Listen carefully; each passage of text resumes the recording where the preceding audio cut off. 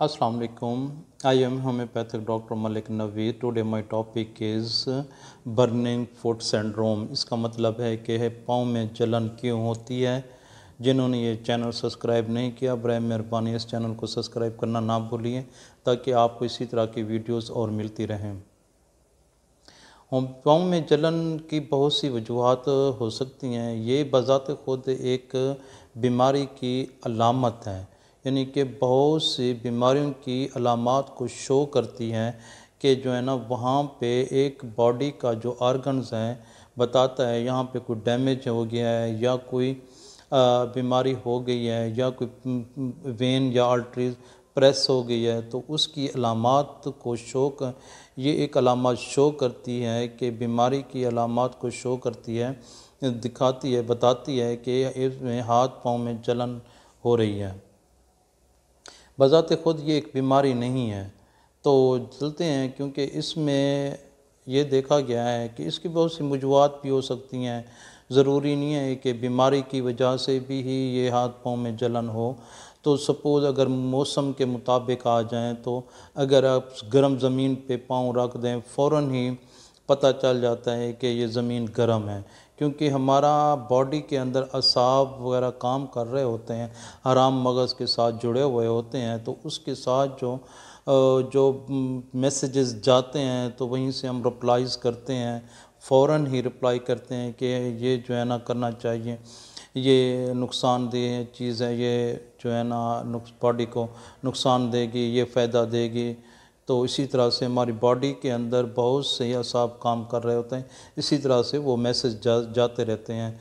जब इनमें कोई भी असाब में कोई चेंजिंग्स आ जाती हैं तो वो बीमारी ही को शो करती हैं, तो उसकी वजह से हाथ पाँव में जलन शुरू हो जाती हैं।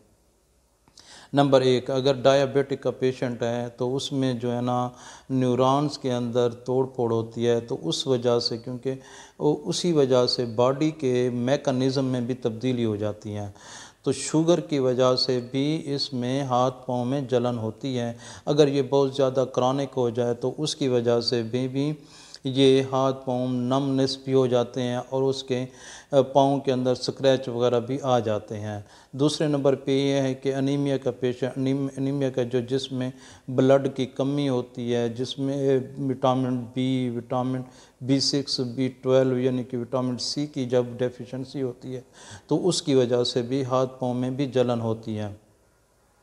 तीसरे नंबर पे ये होता है कि हेपेटाइटिस का जो पेशेंट होता है तो उसमें लीवर प्रॉब्लम्स आ जाते हैं, तो लीवर प्रॉब्लम्स की वजह से तो इसमें भी हाथ पाँव में जलन होती है। तो चौथे नंबर पे आ जाएं HIV एड्स में जब होता है पेशेंट तो उसमें भी हाथ पाँव में शदीद किस्म की जलन होती है। अल्कोहलिक का जो पेशेंट होता है, जो अल्कोहलिक रोज़मर्रा की लाइफ में इस्तेमाल करता है, उसके भी हाथ पाँव बहुत ज़्यादा गर्म होते हैं। अगर ब्लड प्रेशर हाई हो जाए तो उसमें भी हाथ पाँव में जलन शुरू हो जाती है। यूरिक एसिड की अगर यूरिक एसिड बढ़ जाता है बॉडी के अंदर तो उसकी वजह से भी ये हाथ पाँव में जलन शुरू हो जाती है।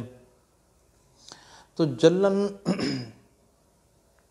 तो शुरू हो जाती है, तो इसके साथ साथ अगर क्योंकि जलन की वजह से इंसान को नींद नहीं आती, इंसोमिनिया यानी कि नींद का ना आना, डिप्रेशन में चला जाता है, तो उसकी वजह से भी होता है। अगर सपोज़ जब कोई जिस्म पे कोई चोट लगती है, फ़ौरन उसी चोट वाली जगह पे हमेशा आप हाथ रख के देखें तो वहाँ पे आपको बर्निंग महसूस होगी। जस्ट लाइक अगर कोई चीज़ लग जाती है, ईंट वगैरह लग जाती है, जिस तरह लोग लेबर्स वगैरह काम कर रहे होते हैं उसके देखें ना, फ़ौरन ही उसके अगर हाथ पे प्रेस करें या कोई चीज़ प्रेस करें तो उस पे पता चल जाता है कि इसके जो है ना हाथ में कोई चीज़ लगी है, तो उसमें वेन या आर्टरीज यानी कि असाब के अंदर तोड़ फोड़ हुई है, तो उसकी वजह से भी ये जलन हो जाती है। जस्ट लाइक जिस तरह से एक शहटिका का पेन होता है, शहटिका पेन में ये होता है कि पूरा फेमोरल आर्टरीज़ यानी कि फेमोरल वेन्स या आर्टरीज़ प्रेस्ड हो जाती है। जब प्रेस्ड होती है तो उसमें पूरी टांग के अंदर यानी कि बर्निंग शुरू हो जाती है, पेन होता है। तो पेशेंट कंप्लाइंट्स करते हैं कि डॉक्टर साहब बर्निंग भी बहुत ज़्यादा हो रही है, तो पेन भी बहुत ज़्यादा होता है, मुझे चलने नहीं देता। इसका मतलब है कोई आर्टरीज़ या वेन दब गई है, तो उसकी वजह से ये होता है।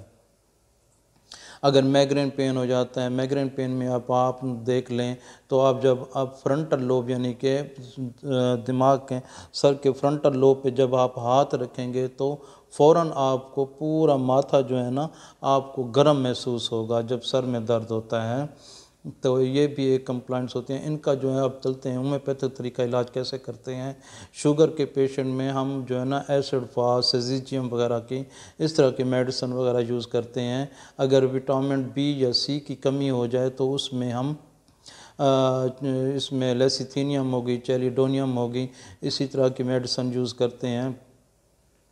अगर कोई हेपेटाइटिस का पेशेंट आ जाता है तो उसमें चैलिडोनियम हो गई, अल्फ़ा अल्फ़ा हो गई, कार्डिस वगैरह हो गई, ये मेडिसिन इस्तेमाल कराई जाती हैं। अगर सपोज़ जिसमें यूरिक एसिड वगैरह की कमी हो जाए तो उसमें यूरिक एसिड की तादाद